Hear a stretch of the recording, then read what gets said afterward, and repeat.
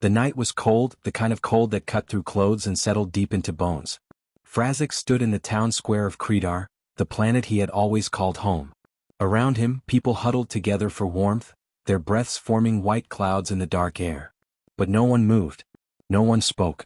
All eyes were fixed on the glowing node monument towering above the square. For generations, this monument had told a simple story, the story of the Sabar Empire's power. Its bright holographic map showed worlds conquered, marked by colors. Blue for the Sabar's domain. Green for new worlds discovered but still free. Yellow for worlds caught in the struggle of conquest. But tonight, something new caught Frazix's attention. A red dot. A single red dot shining defiantly among the sea of blue. It was Earth. The first world ever to resist the Sabar Empire. Frazix's heart hammered in his chest as he looked at the red dot. The blue ocean of the Empire suddenly felt less endless. The symbol that had shown the Sabar's unstoppable rule now showed a crack, a break in the Empire's perfect control. Beside him, the elder leaned heavily on his walking stick. His skin was pale blue, almost transparent from age. His eyes held stories of centuries of pain and hope. He smiled with a bitter warmth. "In all my years," the elder said, voice rough but steady, "I have never seen a node turn red." Never. Frazix glanced at him, surprised. The elder had lived his whole life under the Empire's shadow. His grandmother told him stories about the day the Sabar had come to Creedar, about how fast everything changed. How the drones had darkened the skies like a mechanical storm. How liquid metal spheres hunted their people, never missing a single one. Resistance never formed. Freedom never lasted. The Empire's control was absolute. But now there was red. Red means hope, the elder said, eyes fixed on the glowing map. It means someone has said no. Someone has stood tall against the greatest power in the galaxy and survived. Frazix's breath caught. For the first time, hope was not just a story told in whispers or hidden in the archives. It was real. Around them the crowd shifted. Parents held their children close, pointing at the red dot with quiet pride. Teenagers whispered excitedly, their usual indifference replaced by curiosity. Even the old came out of their homes, drawn by a light they thought they'd never see again. The elder continued, "Before the Sabar, this square was where we celebrated. Where we marked our victories, our lives. The Sabar tore those down and put up this monument as a sign of our defeat. But now it might be the start of something new." Frazix nodded slowly. The weight of the past was heavy, but the promise of the future was heavier still. Over the next months, more red dots appeared on the map. The rebellion grew. 4 worlds, then dozens, then nearly 50.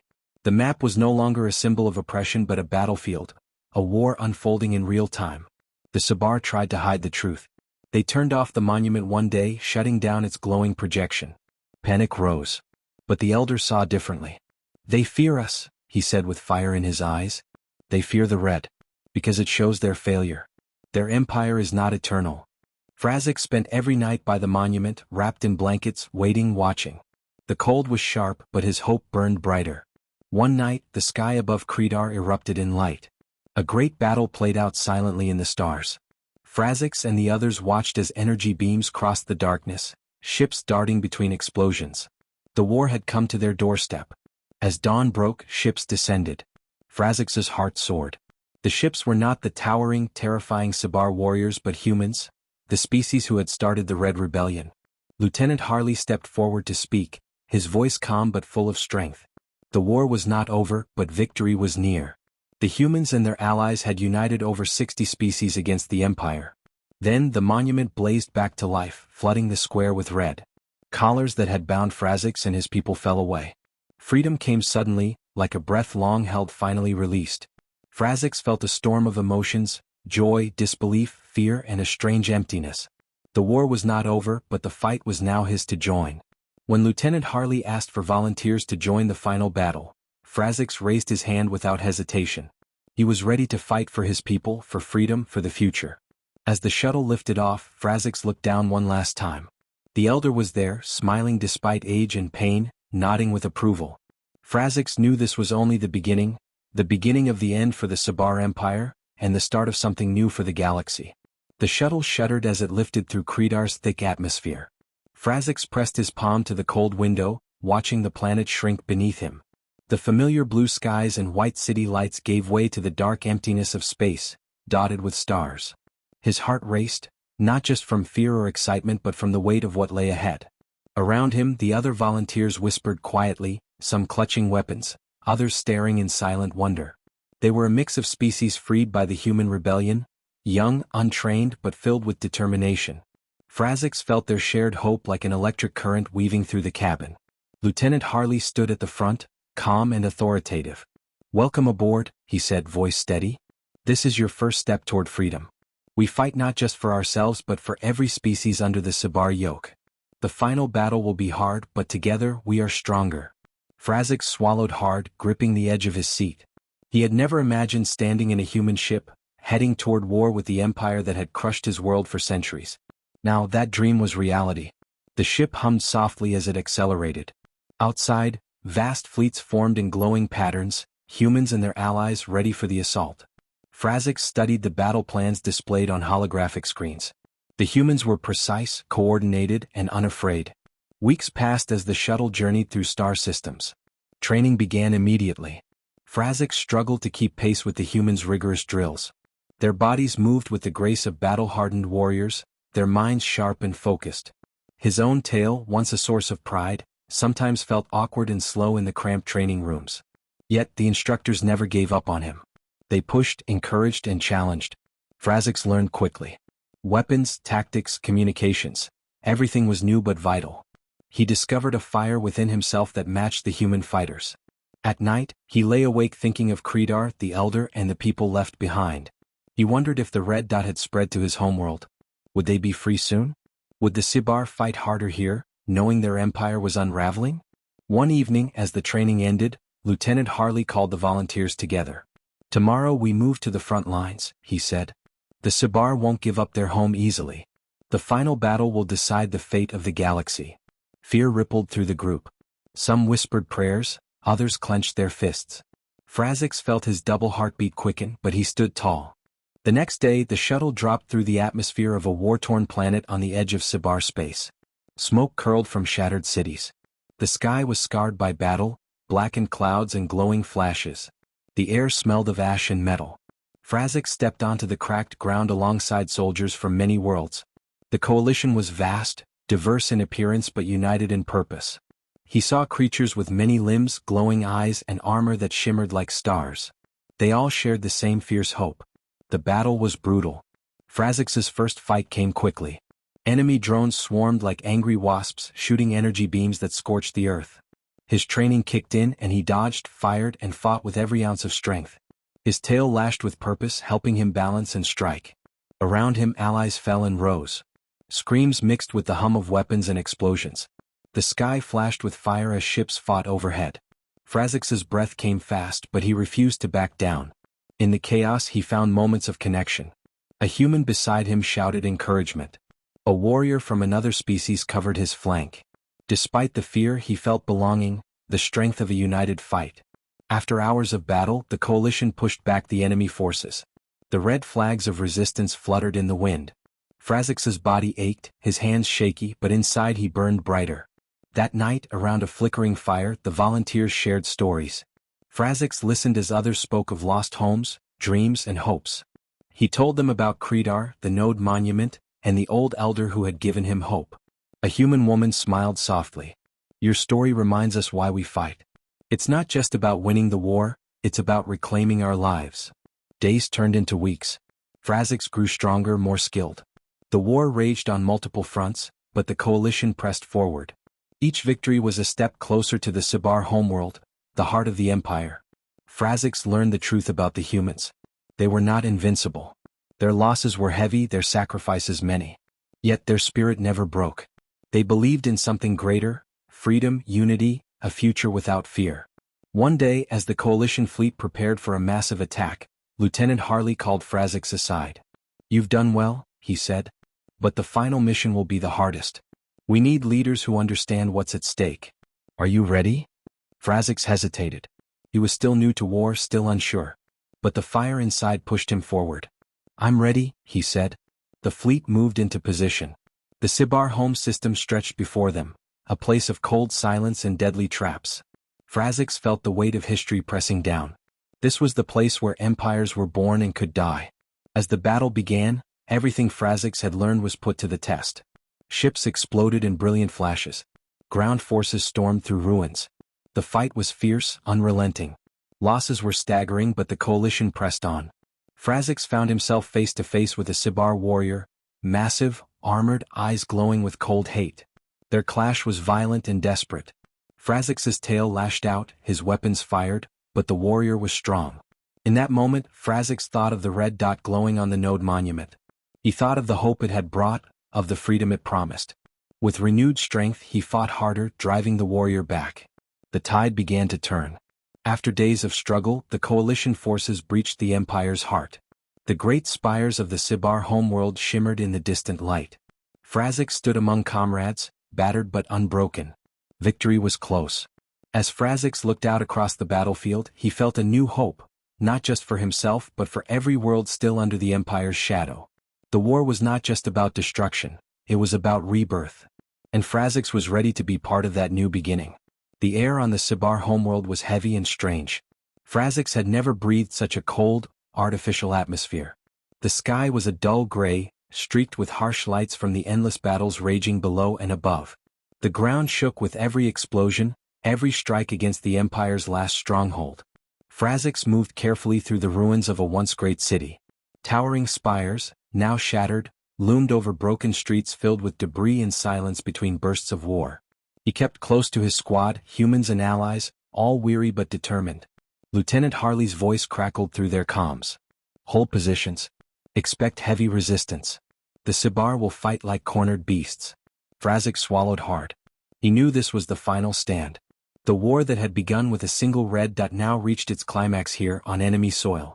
Suddenly, a pulse of energy burst nearby, throwing Frazix to the ground. He scrambled up, heart pounding as laser fire raked past him. The Sibar warriors emerged, huge, terrifying creatures, part machine, part flesh, moving with unnatural speed and strength. His squad opened fire, but the enemies pushed forward relentlessly. Frazix's tail whipped instinctively, knocking one attacker off balance. He fired his rifle, the recoil rattling his arms. Around him, his comrades fought fiercely, some falling, others holding fast. Time slowed as Frazix locked eyes with a Sibar commander. The warriors' many eyes glowed red with rage. Without hesitation they charged. Frazix dodged, barely avoiding a crushing blow. He rolled, fired, and leapt, the dance of battle etched into his muscles. As they fought, memories surged, the cold nights watching the node monument turn red, the Elder's hopeful smile, the first battle with humans and allies. Every moment led to this. With a final, desperate strike, Frazix pushed the commander back. The creature snarled and retreated, wounded but alive. Breathing hard, Frazix looked around. The battlefield was chaos, but his squad was still standing.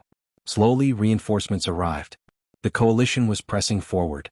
Suddenly, the ground trembled violently. A massive shadow loomed overhead. Frazix looked up to see a gigantic Sibar war machine descending. It was a towering titan of metal and flesh, weapons blazing. The squad scattered as the titan fired, reducing buildings to rubble. Frazix felt fear gripping his chest, but he steadied himself. This was war. This was survival. Lieutenant Harley's voice returned, steady and commanding. "Focus fire on the titan's joints.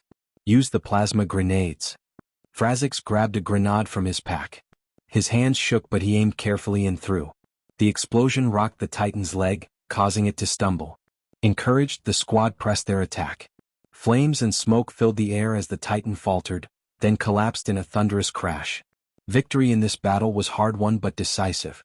Later, as the dust settled, Frazix and his squad gathered near the ruins of a fallen spire. Around them, the coalition's forces cheered. The Sibar's grip was breaking. But even in victory, Frazix felt a strange emptiness. So much destruction. So many lives lost.